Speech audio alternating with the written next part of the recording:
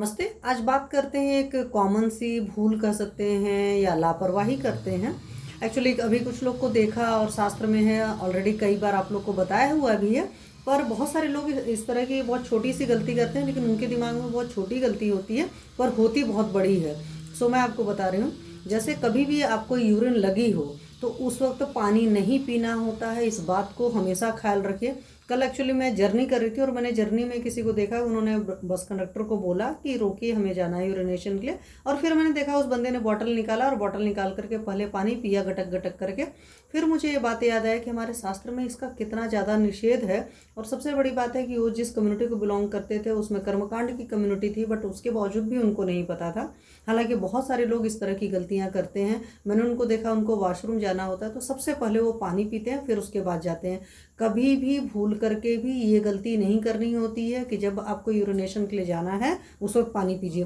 कोशिश करिए कम से कम आधे घंटे पहले पानी पिए हों, तो मतलब यूरिन का प्रेशर जब आया है तो सवाल ही नहीं उठता है। यूरिन का प्रेशर आया तो पहले जा करके यूरिनेट कर लीजिए, ठीक है। मतलब मैक्चुरेशन हो जाना चाहिए, मूत्र त्याग कर लें। और इसी तरीके से जब यूरिनेशन के बाद आप आते हैं तो भी आपको तुरंत पानी नहीं पीना होता है, क्योंकि कई सारे लोग इस तरह की भी गलती करते हैं कि वॉशरूम से आए और तुरंत पानी पीते हैं।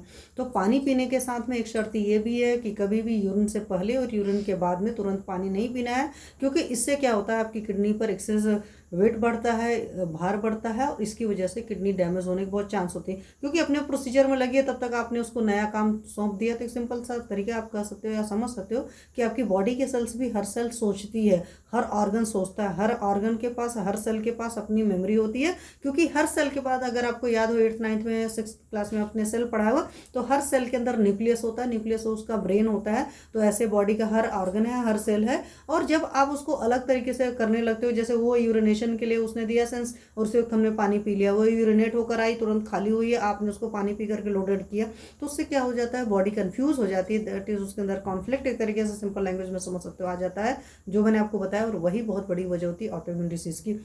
और किडनी फंक्शंस के डैमेज होने या किडनी की बीमारियों के आजकल की डेट में होने के आपको पता है कि 2-3 बहुत अच्छे से कारण हैं। जो हम लोग एक्सेस पानी पीते हैं उसकी वजह से भी आपकी किडनी डैमेज होती है। आप बिल्कुल नहीं पानी पीते हो, कुछ लोग की ये भी आदत होती है कि 24 घंटे में बिल्कुल भी पानी नहीं पियेंगे, 150 ml पी लेंगे, वहाँ भी किडनी डैमेज होती है। यूरिन से पहले अगर आप पानी पी कर यूरिनेशन के लिए जा रहे हो तो भी किडनी खराब होगी। यूरिनेशन से आने के बाद में अगर आप तुरंत पानी पी रहे हो तो वहाँ पर भी होगी।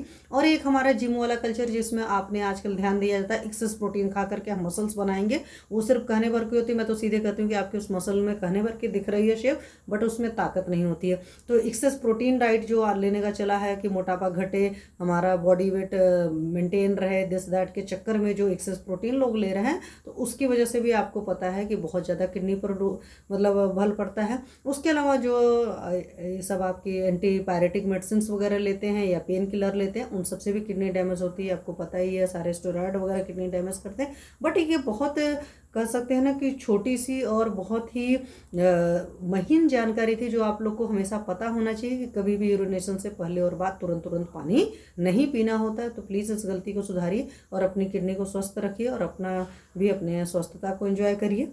Thank you.